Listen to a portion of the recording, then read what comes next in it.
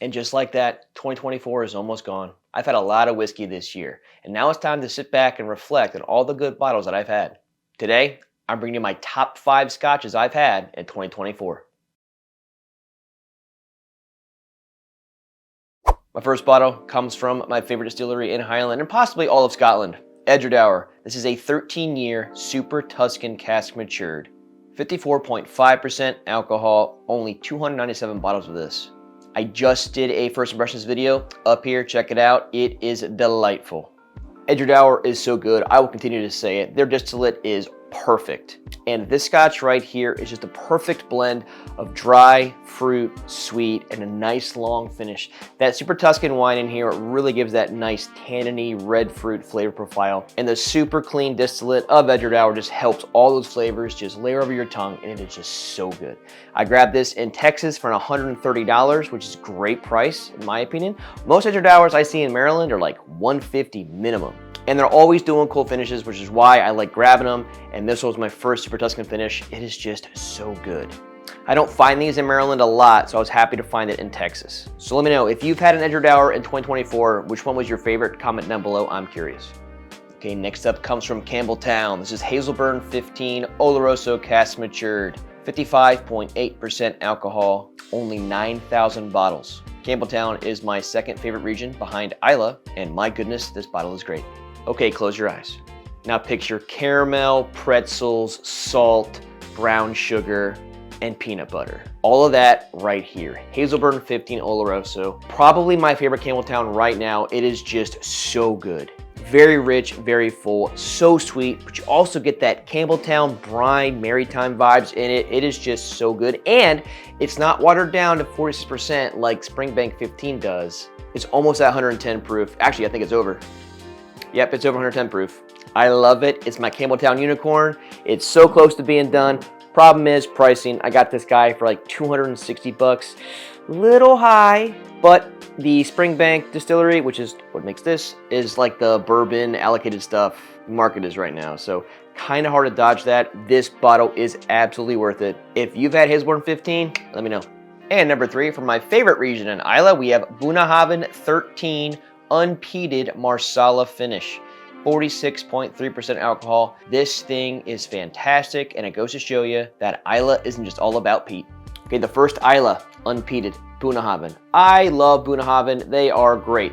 This guy is under 50% alcohol, but it just packs a really awesome flavor. That Marsala wine they use in here just makes this thing so sweet.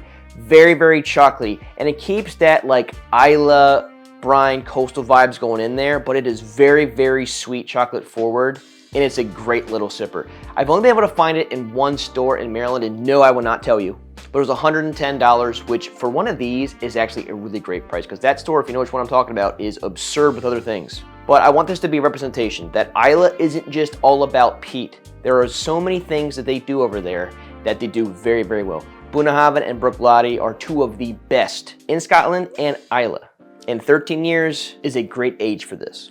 Number 2, also from Islay and from Bruichladdich, my favorite distillery in Islay, Octomore 15.3, the second most peated scotch on the planet, 61.3% alcohol, 307.2 ppms. This thing is phenomenal. Now I'm going to tell you, you're going to hear that number, 307, and you're going to be like, oh my gosh, no. Just because they peated the malt that much does not mean the whiskey is peated that much. They do a lot in the distillation process and in fermentation. So like, it does not taste as much peat as like an Ardbeg or a Lagavulin. Promise you, it is so complex and so rich. A lot of fruit undertones, honey, lemon. Obviously you get that peat and the leather and the oak, but my goodness, the complexity in this bottle and the way that they layer and the way that they all play in tandem, it is just so phenomenal. Now, 300 bucks. Yes, I've seen them on the shelves and on stores for 270. That is a good price. And if you're in the States, you're gonna get an extra 50 mils. I bought this online from Bruichladdich, so I got 50 milliliters less, 700 here, but my goodness. Number 2, you're not gonna be surprised to know that the number 1 spot is the same distillery. And my top scotch of 2024, I'm bringing you Port Charlotte 18 from Islay, Bruichladdich, 54.3% alcohol, 74% refill sherry casks, 26% refill French oak wine casks, 40 ppms. Oh my God, this is the most amazing Islay I have had, and Scotch of 2024. This thing is so good. It is my favorite Islay I think I've ever had in my short amount of time of being in the whiskey world. But this thing is the softest, gentlest, creamiest smoky peat that I've had. And being 54.3% alcohol, I think that's just like the perfect proof point. It's delicate, it's sweet, it's fruity, it is so nice.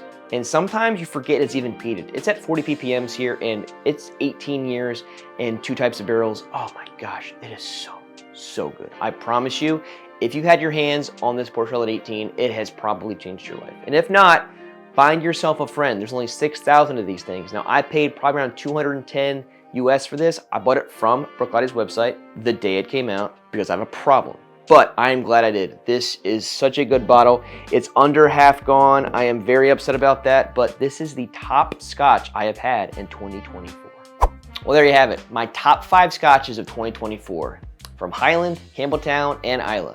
I'm gonna try and get good bottles from the other regions in 2025 and see how we go at the end of that year. But let me know, what are the favorite Scotches that you've had in 2024? Comment down below. Like this video, give it a like. If not subscribed yet, make sure you do so. One of the best ways to support me. And be sure to look out for my top 5 American whiskeys of 2024. See you then.